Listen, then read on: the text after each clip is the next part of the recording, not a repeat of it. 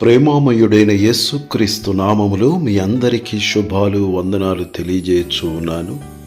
ప్రియులారా, ఈరోజు దేవుని వాక్యము అపోస్తులుడైన పౌలు ఫిలిప్పీలకు రాసిన పత్రిక 4వ అధ్యాయము 6వ వచనము. దేనిని గూర్చియో చింతపడకుడి, గాని ప్రతి విషయములోనూ ప్రార్థన విజ్ఞాపనముల చేత కృతజ్ఞతాపూర్వకముగా మీ విన్నపములు దేవునికి తెలియచేయుడి. అప్పుడు సమస్త జ్ఞానమునకు మించిన దేవుని సమాధానము యేసుక్రీస్తు వలన మీ హృదయములకును మీ తలంపులకును కావలియుండును. ప్రార్థనే ప్రార్థనే విజయము నిచ్చును. ప్రార్థనయందు ఆసక్తి కలిగియుండుము.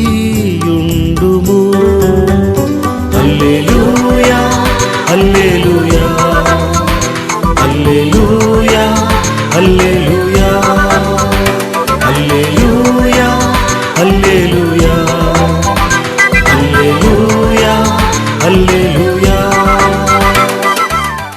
ప్రియ సహోదరుడా, సహోదరి, ఏ విషయములో నీవు చింతించుచూ ఉన్నావో ఆ చింత యావత్తును దేవునిపైన వేసి దేనిని గూర్చియో చింతపడక దేవుని సన్నిధిలో ప్రార్థన విజ్ఞాపనముల ద్వారా కృతజ్ఞతాపూర్వకముగా మన విన్నపములను దేవునికి తెలియజేసిన ఎడల దేవుడు మనకు సమాధానము అనుగ్రహించు దేవుడై ఉన్నాడు.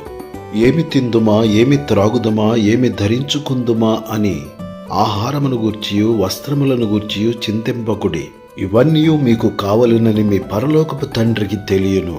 కాబట్టి మీరు ఆయన రాజ్యమును నీతిని మొదట వెదకుడి, అప్పుడవన్నీ మీకు అనుగ్రహింపబడును. చింతించక ప్రార్థించుదుముగాక. దేవుడి మాటలు మన కొరకు దీవించునుగాక.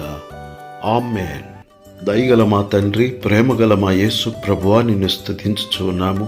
ఎవరు ఏ కష్టములో ఉన్నారో, ఎవరు ఏ కృంగిని స్థితిలో ఉన్నారో ఎరిగిన దేవుడుగా మీరున్నారు. ప్రతి ఒక్కరి చింతను తొలగించుమని, రక్షణ భాగ్యము కలిగించుమని, అనారోగ్యమును తొలగించుమని, ఆర్థిక ఇబ్బందులు తొలగించుమని, ప్రతి ఒక్కరి జీవితములో సంతోషము, సమాధానము, ఆదరణ, ఆనందము కలిగించుమని క్రీస్తు యేసు పరిశుద్ధమైన నామములో ప్రార్థన చేసి అడుగుచున్నాము తండ్రి.